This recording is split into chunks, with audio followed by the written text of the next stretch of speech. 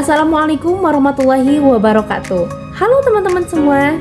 Perkenalkan, nama aku Vina Nuseha, salah satu mahasiswi kampus STI Dr. KZ Takin Purwakarta, Fakultas Tarbiyah Prodi Pendidikan Agama Islam semester 6 kuantitatif. Adapun tujuan daripada pembuatan video kali ini untuk memenuhi salah satu tugas ujian akhir semester mata kuliah Sosiologi Pendidikan dengan dosen pengampu Bapak Dr. Sri. Oke teman-teman semua, kali ini aku akan bercerita sedikit tentang pengalaman pribadi aku ketika aku melakukan volunteeran di masyarakat. Yang mana di sini aku akan membahas tentang teori konflik dan juga fungsionalisme yang berhubungan atau berkaitan dengan mata kuliah Sosiologi Pendidikan. Oke teman-teman semua, izinkan aku berbagi cerita dan refleksi dari pengalaman yang sangat mengubah cara pandang aku terhadap pendidikan di Indonesia. Beberapa waktu lalu, aku ikut jadi volunteer bareng Muda Bara Indonesia atau Muda Berkelana dengan Semangat Membara Indonesia, yang mana kami melakukan pengabdian itu di Desa Warloka, sebuah desa pesisir di Nusa Tenggara Timur, Labuan Bajo. Nah teman-teman, di sana aku menyaksikan langsung bagaimana anak-anak hidup tanpa fasilitas belajar yang layak. Bahkan tidak ada sekolah yang benar-benar memadai mereka untuk belajar. Ruang belajar yang sangat terbatas, tidak ada buku, tidak ada listrik yang stabil, dan yang paling mengkhawatirkan semangat belajar mereka perlahan memudar. Tapi ingat teman-teman, bukan karena mereka malas, karena jujur ketika kita datang ke desa tersebut, semangat anak-anak desa Warloka itu sangat tinggi sekali. Bahkan mereka sampai bertanya setiap menit itu, "Kak, kapan sih kita belajar? Kak, kapan sih kita bercerita lagi? Kak, kapan sih kita bermain lagi? Kak, kapan sih aku pengen belajar berhitung lagi, pengen belajar membaca lagi?" Dan itu benar-benar semangat mereka tuh sangat membara sekali karena kedatangan orang-orang yang menyemangati mereka. Nah, lalu sebenarnya apa sih masalahnya di fenomena tersebut?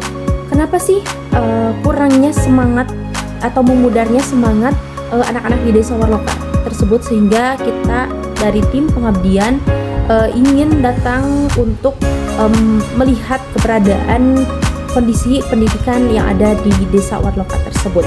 Nah, tadi sudah aku sebutkan, sebenarnya bukan karena mereka malas, tapi karena lingkungan yang tidak mendukung dan karena tidak ada juga yang menyemangati. Contohnya seperti sekarang, kemarin kita datang sebagai volunteer di sana untuk menjadi seseorang yang menyemangati proses belajarnya anak-anak di desa Warloka tersebut. Dan juga selain daripada alasan-alasan itu, alasan yang paling internal dan yang paling mempengaruhi turunnya semangat daripada anak-anak di NTT itu, yaitu ketika orang tuanya itu belum sadar penuh bahwasannya pendidikan bisa jadi kunci perubahan hidup anak-anak mereka. Nah teman-teman, kalau kita lihat dari teori dalam sosiologi pendidikan, ini bisa dijelaskan lewat teori konflik, di mana pendidikan tidak selalu menjadi alat pemerataan sosial, justru bisa memperlebar jurang ketimpangan jika aksesnya tidak setara. Nah teman-teman, selain daripada teori konflik ini juga, kita juga bisa pakai teori fungsionalisme, yang mana teori tersebut menyebutkan bahwasannya pendidikan seharusnya menciptakan keteraturan sosial dan membentuk masa depan yang lebih baik. Tapi bagaimana fungsi ini bisa berjalan kalau fondasinya saja belum tersedia? Nah teman-teman, setelah pengabdian kemarin aku bersama teman-teman Muda Bara Indonesia, aku sadar bahwasannya pendidikan bukan hanya soal gedung sekolah, tapi ini soal harapan anak-anak ke depannya. Bukan hanya soal kurikulum, tapi tentang siapa yang mau peduli dan ikut terjun turun tangan ke dalam problem masalah pendidikan tersebut. Dan teman-teman harus tahu bahwasannya aku juga percaya setiap anak itu berhak bermimpi. Betul tidak teman-teman? Tapi mimpi itu butuh jembatan, dan pendidikan adalah jembatan daripada mimpi itu. Kalau hari ini anak-anak desa Warloka kehilangan semangat belajar, itu bukan karena mereka gagal, tapi karena mereka sedang menunggu tangan-tangan yang peduli untuk hadir. Dan teman-teman harus ingat bahwasannya jangan salahkan anak yang tidak mau sekolah kalau kita tidak pernah membawa sekolah lebih dekat ke mereka. Maka dari itu, sebenarnya apa sih solusi daripada fenomena permasalahan kurangnya fasilitas di desa Warloka, kurangnya yang berakibat juga kurangnya semangat mereka untuk belajar, semangat mereka untuk mengejar lanjut pendidikan. Maka dari itu tugas kita sebagai pemuda Indonesia, terlebih kita yang akan lahir menjadi guru pendidikan agama Islam, guru pendidikan, maka tugas kita bukan hanya memberikan teori dan juga materi, bukan hanya kita menyampaikan ilmu-ilmu yang sudah kita dapat, tapi tugas kita itu bukan hanya mengkritik, tapi kita harus bergerak, menggerakkan, kita harus turun ke lapangan untuk bisa membawa perubahan untuk anak-anak, terutama di desa Warloka dan umumnya untuk anak-anak Indonesia. Maka dari itu teman-teman, mari kita mulai dari hal-hal yang kecil. Yang pertama, bangun kesadaran di masyarakat bahwasannya masa depan anak-anak mereka ada di tangan pendidikan. Salah satunya dengan mengadakan seminar parenting. Kalau aku kemarin bersama teman-teman di Volunteer Muda Bara itu, kebetulan juga aku divisi pendidikan di sana, dan kita membuat satu program, yaitu program seminar parenting yang memberikan insight kepada orang tua bahwasanya pentingnya untuk mengejar pendidikan, pentingnya untuk belajar, untuk menyadarkan juga kepada orang tua bahwasannya dunia ini luas. Jangan sampai orang tua di desa-desa terpencil sangat terbatas pemikirannya untuk bisa menyekolahkan anak-anaknya sampai dia bisa mendapatkan kesuksesan itu. Yang kedua, teman-teman juga bisa menggunakan cara untuk ajak lembaga, komunitas, bahkan kampus untuk berkolaborasi bangun fasilitas sederhana. Contohnya seperti perpustakaan bambu, kelas alam, bahkan hanya taman baca kecil.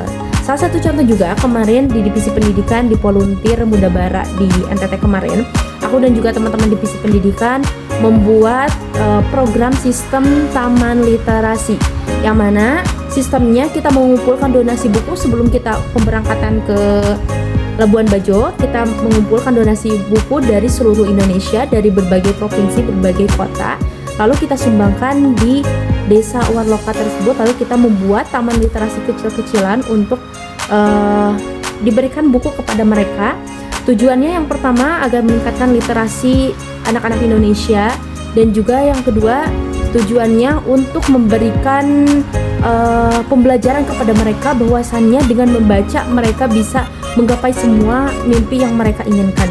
Dan juga ketika mereka menyukai baca itu, memberikan kesadaran bahwasannya dengan membaca mereka sadar akan pentingnya pendidikan yang harus mereka tempuh untuk mencapai kesuksesan mereka. Yang ketiga, yang paling penting itu kita semua bisa jadi penyemangat, jadi relawan harapan untuk mereka yang nyaris kehilangan semangat belajar. Kalau kita tidak bisa jadi guru, jadilah penyemangat. Kalau tidak bisa menyumbang materi, sumbangkanlah waktu dan juga kepedulian. Oke teman-teman sekalian, apa yang aku alami di desa Warloka bukan sekedar pengalaman. Ini adalah panggilan bukan hanya buat aku saja, tapi panggilan juga buat teman-teman sekalian. Panggilan hati untuk peduli, panggilan untuk bertindak. Perubahan tidak datang dari menunggu, tapi dari mereka yang berani memulai meski dari satu langkah kecil saja. Yuk kita jadi generasi yang tidak hanya pintar di kelas, tapi juga peka terhadap realita. Mari jadi jembatan bagi mimpi anak-anak di desa Warloka. Mari jadi jembatan bagi mimpi anak-anak Indonesia. Mari hadir sebagai cahaya di tempat yang masih gelap. Karena kita percaya pendidikan bukan hanya tentang masa depan mereka, tapi juga tentang masa depan bangsa kita Indonesia. Saya Vina Nurseha, salam dari Divisi Pendidikan, salam dari Guru Pendidikan Purwakarta untuk Indonesia. Semangat terus untuk mengejar pendidikan karena Indonesia butuh pemuda seperti kalian. Terima kasih. Akhiri dari video kali ini. Tetap semangat dan Assalamualaikum warahmatullahi wabarakatuh.